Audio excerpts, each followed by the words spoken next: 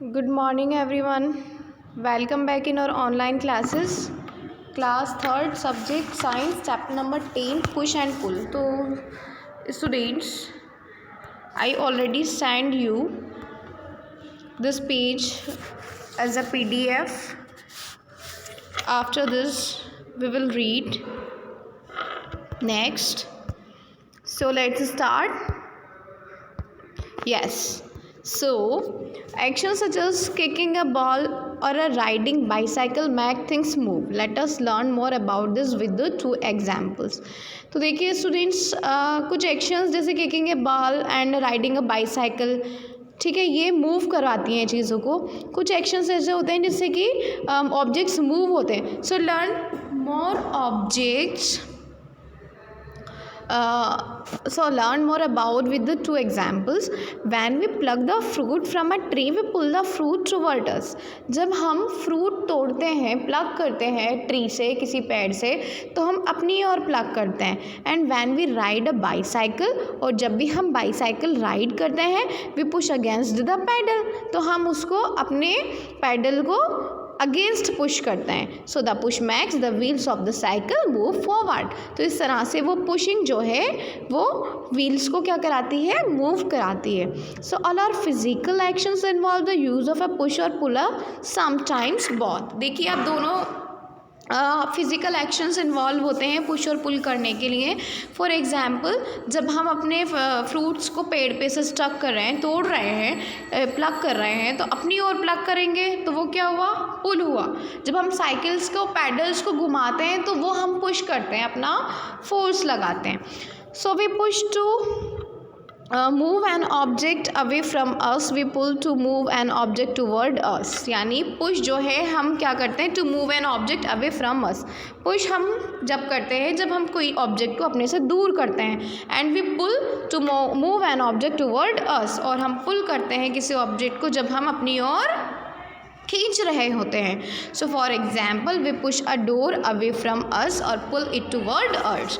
यानी हम कोई डोर पुश कर रहे हैं खुद की ओर, तो वो क्या है, वो है पुल. और बाहर की ओर भेज रहे हैं तो वो क्या है, push.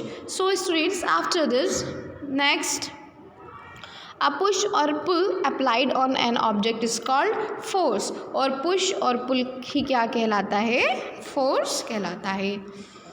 So when you kick a ball और पुश अ डोर, जब आप किक करते हो एक बॉल को और पुश करते हो डोर को, you are applying force that may cause it to move.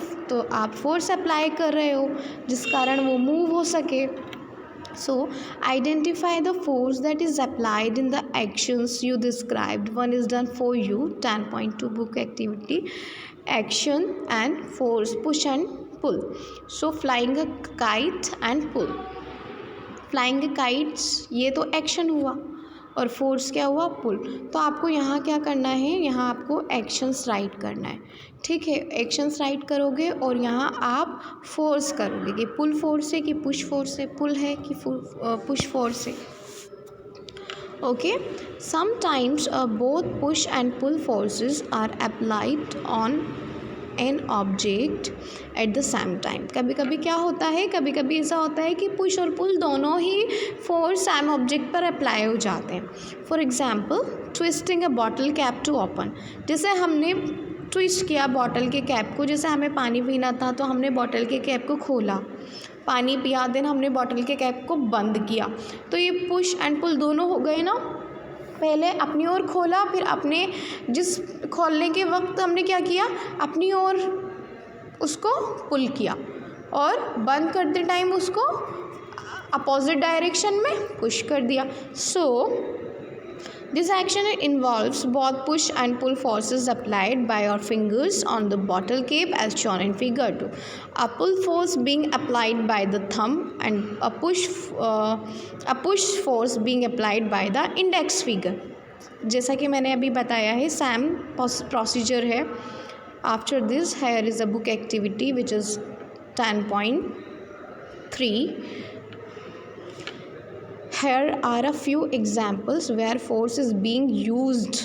कुछ एग्जाम्पल्स है जहाँ फोर्स यूज़ में आ रहा है. Tick the actions that can help others. हमें एक्शंस को टिक करना है जो कि हेल्प कर सकता है। Cross the actions that may harm और hurt others in the given space. Push another person down the stair. देखो क्या ये सही है, यहाँ जो पुशिंग हो रहा है वो ठीक है, यहाँ आपको टिक करने हैं क्रॉस और राइट के, क्योंकि ये हमें हार्मफुल है हमारे लिए। Push the people while standing in a queue. क्या आपको लगता है कि अब क्वे में कोई खड़ा है, लाइन में कोई ऑलरेडी खड़ा है और हम उसकी स्पेस को उसको पुश करके और उसका स्पेस ले रहे हैं? इट इज़ रॉन्ग और right? Pull a door to open it for the other person to enter.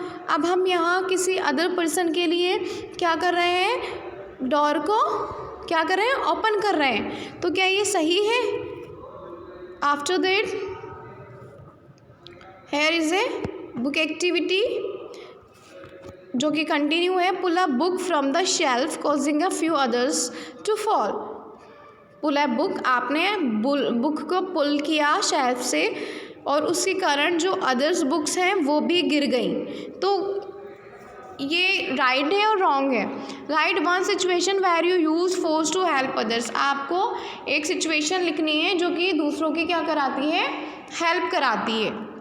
How did you feel about helping others. आप किस तरह से दूसरों की हेल्प कर सकते हैं, आपको ये राइट करना है यहाँ पर। उसके बाद देखें आप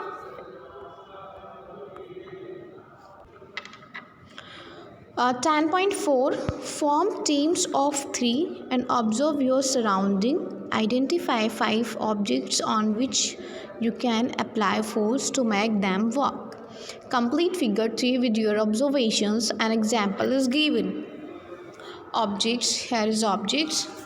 यहाँ आपको डोर है, एक एग्जाम्पल दे रखा है। देखिए हम पूरा एग्जाम्पल पढ़ लेते हैं पहले। Objects can be pushed. What happen to the object when it is pushed? Can be pulled, क्या हम पुल कर सकते हैं? What happens the object when it is pulled. Means क्या करना है हमें यहाँ ऑब्जेक्ट्स के नेम राइट करना है। क्या हम उसे पुश कर सकते हैं? अगर हम कर सकते हैं तो हमें उसे राइट टिक करना है। अगर हम पुश कर सकते हैं तो what happens to object when it is pushed. जब क्या होगा जब हम उस ऑब्जेक्ट को पुश करेंगे, ये हमें यहाँ राइट करना है। कैन बी पुल्ड, क्या हम उस ऑब्जेक्ट को पुल कर सकते हैं? तो क्या होगा जब हम उस ऑब्जेक्ट को पुल करेंगे? So door can be pushed, yes. What happens to the object when it is pushed? Door moves away from me, door मुझसे दूर चला गया। कैन बी पुल्ड, क्या हम कर सकते हैं? Yes, we can be pull the door. What happens? Door move towards me, वो डोर जो है वापस मेरे पास आ गया।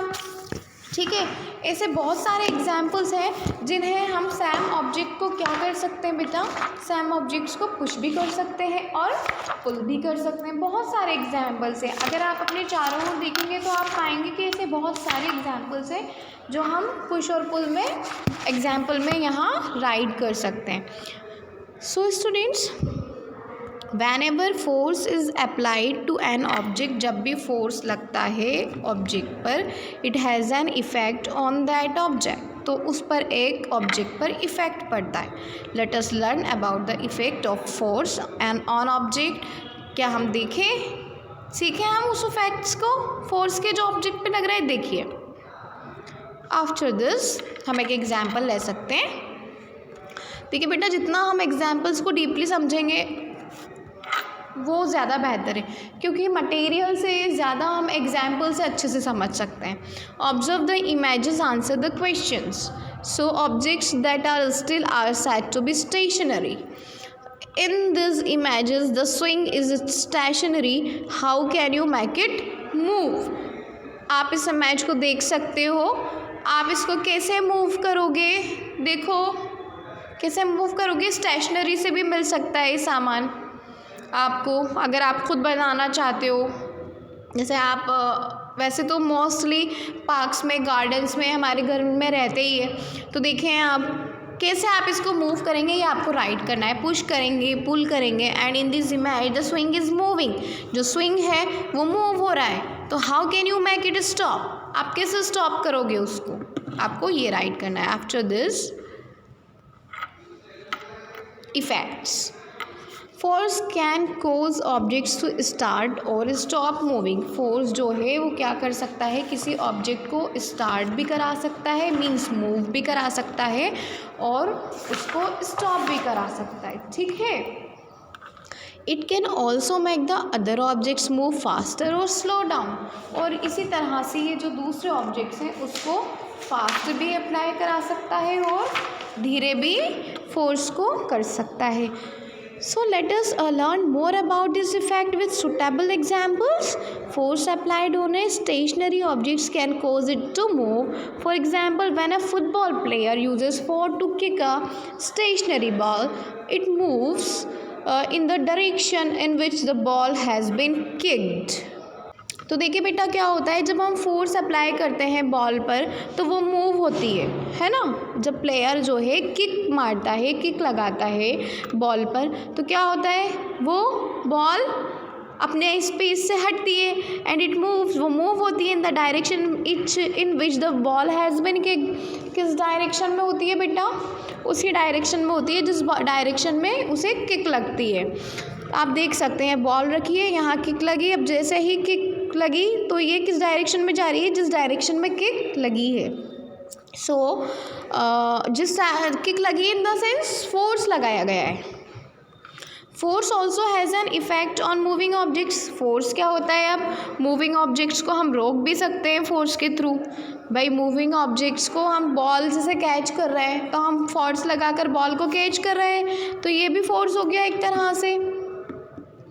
When force is applied to a moving object, it may cause the object to either move faster or slow down. For example, when a push force is applied to a moving toy, as shown in figure, moves faster. When a pull force is applied to a moving trolley, it slows down or stops completely. तो देखिए क्या होता है, जब हम force लगाते हैं तो कोई फोर्स लगा रहे हैं तो वो ऑब्जेक्ट मूविंग भी होता है और स्टॉप भी होता है। When a push force is applied to a moving toy car, जब हम इस टॉय पर क्या करेंगे, फोर्स करेंगे, तो आप देख सकते हैं ये आगे की ओर बढ़ेगा। जब हम फोर्स को रोक देंगे वहीं तो ये उसके आगे नहीं बढ़ेगा। जब हम पुल करेंगे तो वो मूविंग ट्रॉली क्या हो जाएगी, स्टॉप हो जाएगी। इट स्लो और stops completely. On pushing the toy car it is move faster, जब हम पुश कर रहे हैं तो वो फास्ट मूव हो रही है। And on pulling the moving trolley it slow down, और पुलिंग पर क्या हो रही है, मूविंग ट्रॉली जो है स्लो हो रही है। तो देखिए बेटा इस चैप्टर में मेन जो है वो है push and pull. Push and pull पे ही पूरा चैप्टर डिपेंड करता है। अगर हमें पुश और पुल का समझ में आ गया, बहुत सारे एग्जाम्पल्स दे रखे हैं बहुत सारे, तो कोई प्रॉब्लम नहीं होगी। फोर्स ही है, पुल और पुश क्या है, एक तरह के फोर्स ही हैं। ओके बेटा, तो आपको इनको अच्छे से पढ़ना है, अच्छे से लर्न करना है। After this we will continue in our next class. Thank you.